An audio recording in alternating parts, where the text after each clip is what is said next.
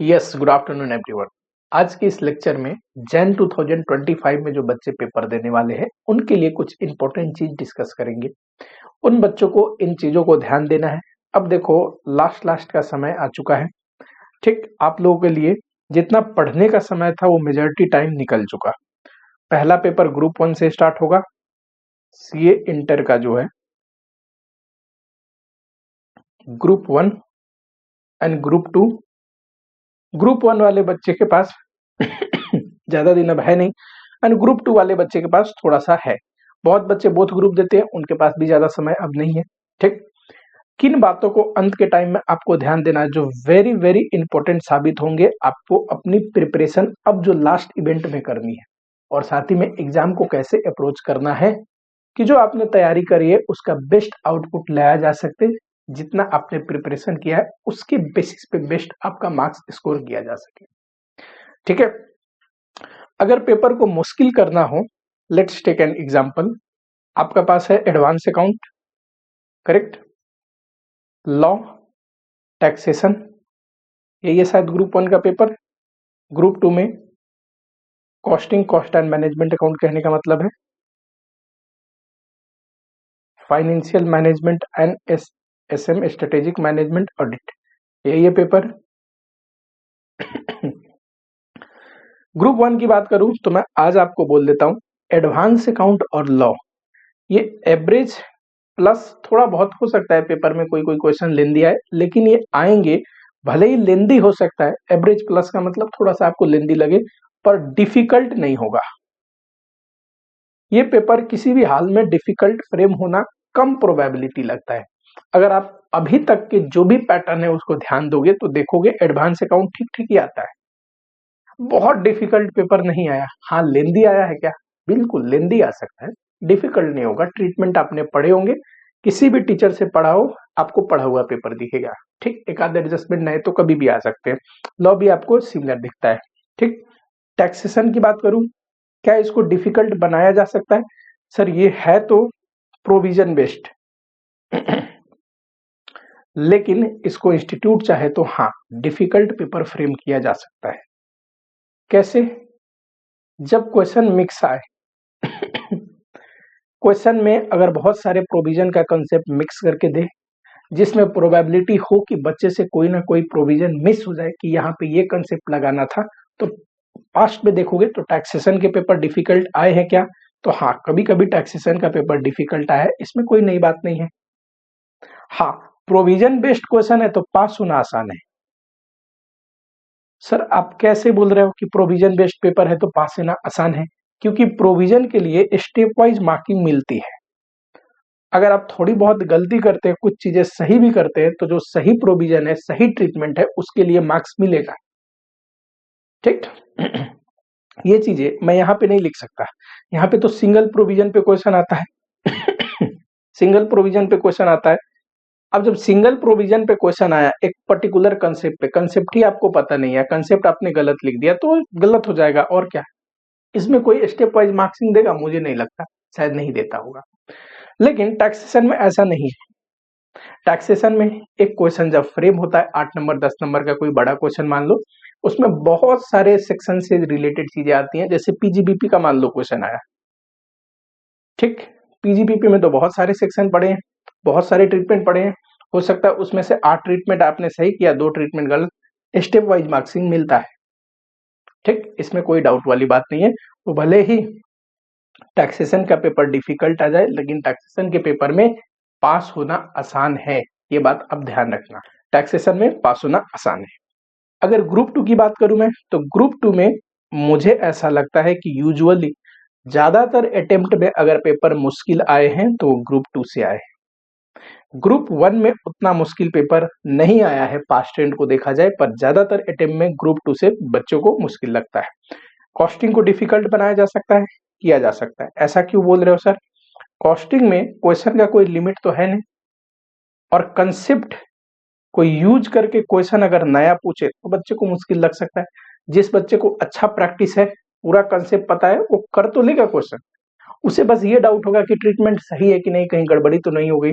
पर जिस बच्चे का कंसेप्ट क्लियर नहीं है उसे पेपर बहुत ही डिफिकल्ट लग जाएगा अगर कॉस्टिंग के पेपर में नई नई चीजें आ गई तो। ठीक।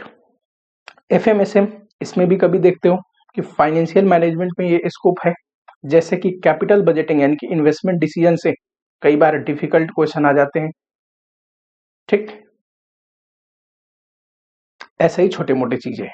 ऑडिट पेपर तो ठीक है, लेकिन इसमें स्कोरिंग के लिए थोड़ा बहुत बच्चों को ध्यान देना पड़ता है। ऑडिट पेपर में जो लिखने का तरीका है और स्कोर करने का तरीका है ये लॉ पेपर से बिल्कुल डिफरेंट है। लॉ में मुझे लगता है स्कोर करना आसान है एज कंपेयर टू ऑडिट।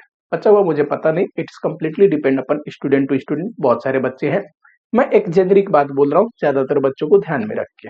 तो ग्रुप 2 में पेपर डिफिकल्ट आने की प्रोबेबिलिटी ज्यादा है ग्रुप 1 के तुलना में, अभी तक हमने ये डिस्कशन किया। करेक्ट।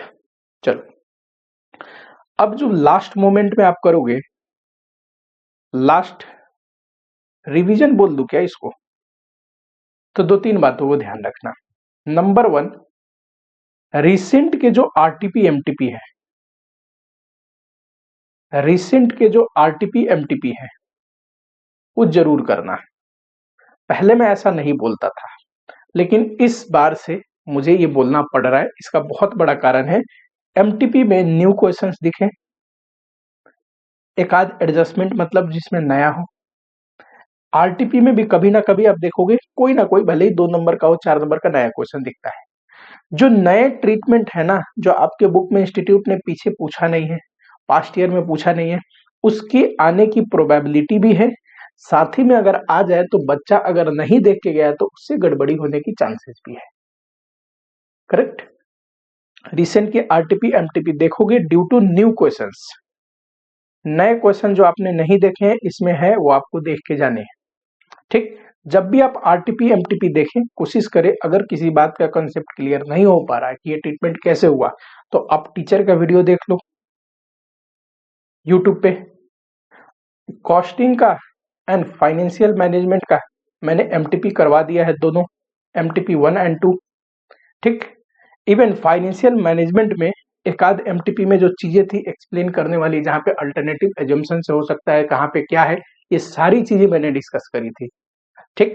इवन कल ही हमने एमटीपी 2 किया है फाइनेंशियल मैनेजमेंट का, उसमें जो वर्किंग कैपिटल मैनेजमेंट पे क्वेश्चन था, मैंने बोला था ये बहुत बढ़िया क्वेश्चन है, और उसमें फिनिश गुड्स की वैल्यूएशन पे जो पॉइंट थी मैंने अलग से 5 मिनट आपको समझाया था कि 2 तरीके से कैसे हो सकता है एजम्पशन, सारे लॉजिक। तो कहने का मतलब ये है जब आप टीचर की वीडियो देख लोगे तो ये चीजें जो आपको डिफिकल्ट लग रही है थोड़ा आसान हो जाएगा।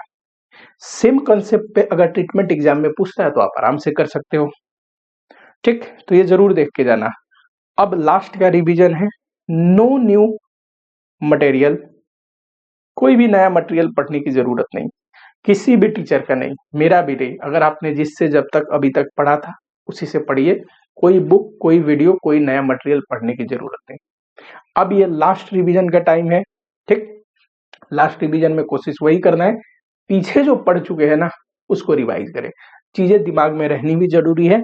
अगर 80% चीज दिमाग में हो पर ये 100% कंसेप्चुअल क्लियरिटी के साथ है, ये ज्यादा बेहतर है।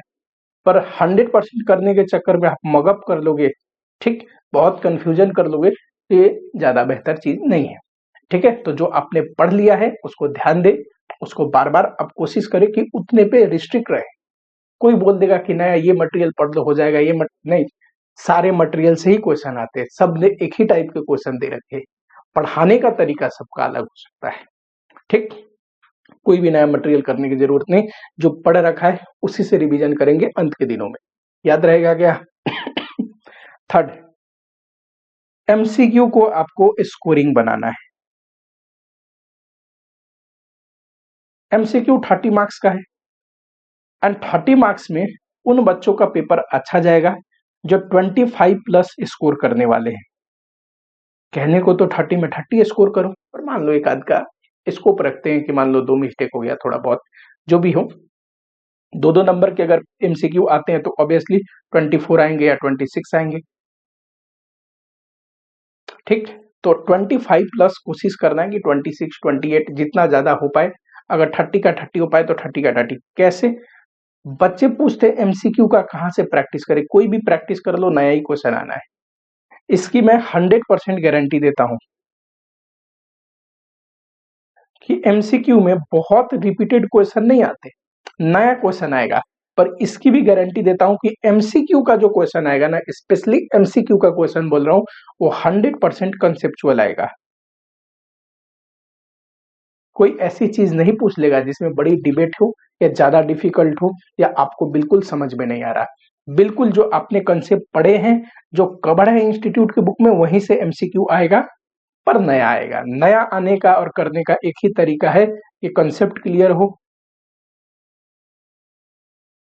ठीक, तो कंसेप्ट क्लियर रखना जरूरी है एमसीक्यू के पॉइंट ऑफ व्यू से। अभी भी समय है, अगर आपने किसी भी कंसेप्ट में थोड़ी बहुत प्रॉब्लम है, किसी सब्जेक्ट में, किसी चैप्टर में, हेल्प ले सकते हैं अपने इमीडिएट फ्रेंड का, सीनियर का, जिस टीचर से पढ़ा है उससे। कोई चीज अगर मैं पढ़ा रहा हूं उससे रिलेटेड है तो उससे। मैंने अपना टेलीग्राम नंबर आप लोगों को दे रखा है, क्वेश्चन आप भेज के मैसेज कर सकते हो, उस क्वेश्चन में क्या डाउट है पूछ सकते हो, 100% आपका डाउट क्लियर होगा। अगला चीज जो अब अंत के दिनों में आपको ध्यान देना है, इसका कॉम्बिनेशन देना जरूरी है, प्रैक्टिस प्लस स्कैनिंग। देखो, जो क्वेश्चन आपने देखे हैं ना पास्ट में, वो बहुत है, पर 1 डे बिफोर एग्जामिनेशन सबको रिवाइज करना संभव नहीं है। क्यों? कंसेप्ट भी आपको पढ़ना है, प्लस क्वेश्चन भी देखना है, तो सारे क्वेश्चन आप नहीं प्रैक्टिस कर सकते हो। और सिर्फ स्कैनिंग मतलब पेज पलट के भी नहीं देखना है, तो प्रैक्टिस करनी है। मस्ट इंपोर्टेंट जो एक आध क्वेश्चन होंगे जो आपने मार्क कर रखे कि सर ये क्वेश्चन देख लूंगा तो कंसेप्ट क्लियर हो जाएगा। कुछ क्वेश्चन होते हैं जो रिजम्बल देते हैं, फॉर एग्जांपल कॉस्टिंग में है, अब प्राइमरी सेकेंडरी डिस्ट्रीब्यूशन का क्वेश्चन है, ठीक, ओवरहेड से, तो ओवरहेड से बहुत करने की जरूरत नहीं। एक क्वेश्चन किया, एक क्वेश्चन देख लिया जिसमें प्राइमरी डिस्ट्रीब्यूशन भी हो, सेकेंडरी डिस्ट्रीब्यूशन भी हो। किसी टीचर से अगर पढ़ा है आपने, तो ऑब्वियसली सेकेंडरी डिस्ट्रीब्यूशन का मेरा पढ़ाने का क्या तरीका है, एक ही क्वेश्चन को, जो स्टैंडर्ड क्वेश्चन है पास्ट का, तीनों मेथड से मैं करा देता हूँ। भले ही एक मेथड से पूछा हो, कि बच्चे को जब रिवीजन करना हो ना, तो वो सिंगल क्वेश्चन पढ़ के सेकेंडरी डिस्ट्रीब्यूशन का तीनों मेथड उसे याद हो जाए। ठीक, स्पेशली रेसिप्रोकल वाले की बात कर रहा हूं। ठीक, तो ये बात है कि कुछ लिमिटेड ही क्वेश्चन आपको ध्यान देना है। बचे हुए क्वेश्चन की सिर्फ पन्ने पलट के थोड़ा बहुत स्कैनिंग कर लोगे कि हाँ ये क्वेश्चन देखा था क्या, इसमें ये क्वेश्चन में दिक्कत इस पॉइंट पे थी, अभी भी रिवीजन में किसी पॉइंट पे हो कि ये चीज स्किप हो जाती है तो उसको मार्क कर लो। अंत के दिन में सिर्फ मार्क करा हुआ भी देखोगे तो याद आ जाएगा कि कहाँ पे क्या छूट रहा था। करेक्ट?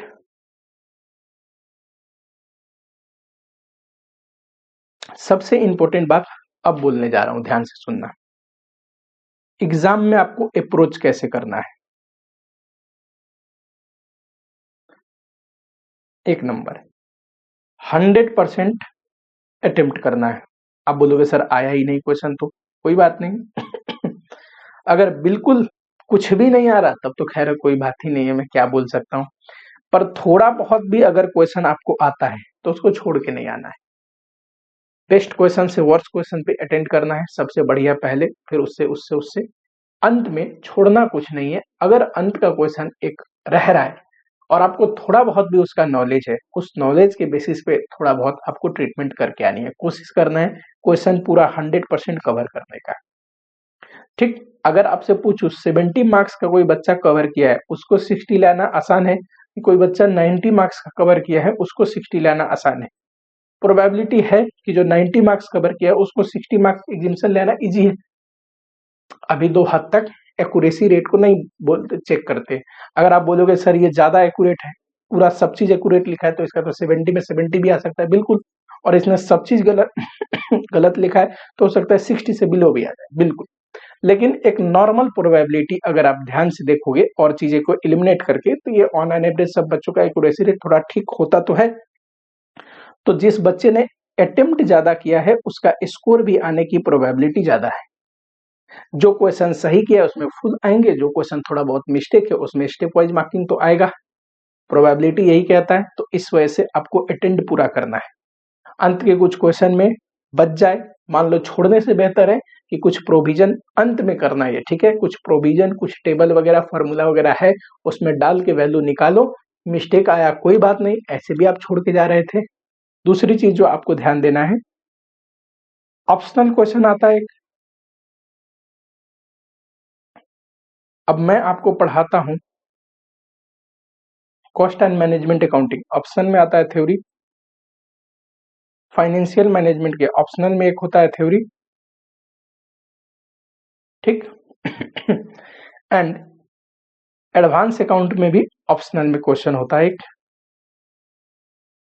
अब मुझे एक बात बताना है, आपने गौर किया है क्या, ध्यान से देखना कि ऑप्शनल क्वेश्चन हमें लगता है कि इसे छोड़ना है, ये सबसे लास्ट वाले क्वेश्चन है, लेकिन 90% बच्चे ऑप्शनल क्वेश्चन को करते हैं अटेंड। ये टेंडेंसी है पास्ट का, 90% बच्चा ऑप्शनल क्वेश्चन अटेंड किया होता है। पता है क्यों? क्योंकि बीच में कोई ना कोई ऐसा क्वेश्चन उसे दिख जाता है जिसमें उसकी कॉन्फिडेंस नहीं होती है, उसे लगता है कि ये क्वेश्चन अगर मैं अटेंड करता हूं तो मे बी मुझसे मिस्टेक हो जाए, तो उससे बढ़िया है ना ऑप्शनल क्वेश्चन करो। जब 14 मार्क्स के कोई भी क्वेश्चन करने से 14 मार्क्स ही मिल रहा है, तो हमें तो बेस्ट क्वेश्चन करना है, तो ऑप्शनल क्वेश्चन को ध्यान देना है। यानी कि अगर कॉस्टिंग की बात करूं, एफएम की बात करूं, तो थ्योरी भी पढ़ के जानी है। सर कहां से थ्योरी पढ़े, इतना समय नहीं है, रिवीजन वीडियो पूरा मोस्ट इंपोर्टेंट थ्योरी कॉस्टिंग का 2 घंटे में किया हुआ होगा। ठीक, जो बच्चा एक बार देख ले उसे तो 1.5 की स्पीड में भी देखने में कोई दिक्कत नहीं होनी चाहिए, 1 सवा घंटे में हो जाएगा। एफएम की भी 2 घंटे में हो रखी होगी, तो 2 ढाई घंटे मैक्सिमम ऑन एन एवरेज आप मान के चलो, थोड़ा ऊपर नीचे हो सकता है। इतने में आपको पूरी इंपोर्टेंट थ्योरी का नॉलेज हो जाएगा 2 सब्जेक्ट का। थ्योरी खुद से नहीं पढ़ना, एक बार रिवीजन लेक्चर देखोगे समझ में आ जाएगा। अभी के जो ट्रेंड है उसमें सबसे बढ़िया स्टूडेंट के लिए एक चीज हो गया है जो पहले नहीं था, वो है रिवीजन लेक्चर। जब भी आप फ्री टाइम में हो, अपने टाइम को आप यूटिलाइज करना चाहते हो, कोई खाते पीते भी देख सकता है, ठीक, रेस्ट फेज में लेटे हुए भी रिवीजन लेक्चर देखा जा सकता है। आप जरूर कंसेप्ट को बार बार रिवाइज करें थ्रू रिवीजन लेक्चर। जिस टीचर का पसंद आता है उस टीचर से देखो, रिवीजन लेक्चर देखो। रिवीजन लेक्चर देखने से, एक ही चीज को बार बार सुनने से आपके दिमाग में चीजें बैठती है। आखिर में ये लीजर टाइम में ही तो कर रहे हो, खाली टाइम में, तो रिवीजन लेक्चर देखो। हमारे टाइम में ये सुविधा नहीं थी, रिवीजन लेक्चर प्रोवाइड नहीं होता था। अगर होता तो मैं डेफिनेटली रिवीजन लेक्चर को देखता। रिवीजन लेक्चर बहुत ही इंपॉर्टेंट चीज है, आपको कम समय में रिवीजन लेक्चर को आप फास्ट स्पीड में देख सकते हो, पूरी कवर करके देते हैं। इन सारे चीजों को ध्यान दो, घबराओ नहीं, जितना पढ़े हो मोर देन सफिशिएंट है। सब इंसान को एग्जाम देने से पहले ऐसे ही लगता है कि पता नहीं क्या होगा, अंत में वही होता है जैसा उसका प्रिपरेशन है। हाई प्रोबेबिलिटी है, अच्छे से पढ़ रहे हो, बढ़िया मार्क्स आएगा, अच्छा मार्क्स आएगा, निकल जाएगा, टेंशन लेने की जरूरत नहीं। तुम बस अपना काम करो, बचा हुआ इंस्टीट्यूट के ऊपर छोड़ दो। ठीक, चलो मिलता हूँ आप लोगों से नेक्स्ट लेक्चर में। कोई डाउट है किसी टॉपिक से रिलेटेड, नीचे कमेंट कर सकते हो। ठीक, वीडियो पसंद आती है तो एक लाइक भी कर सकते हो, एंड किसी सब्जेक्ट से रिलेटेड डाउट है, मैंने अभी बोला, कमेंट कर सकते हो। ठीक, चलो।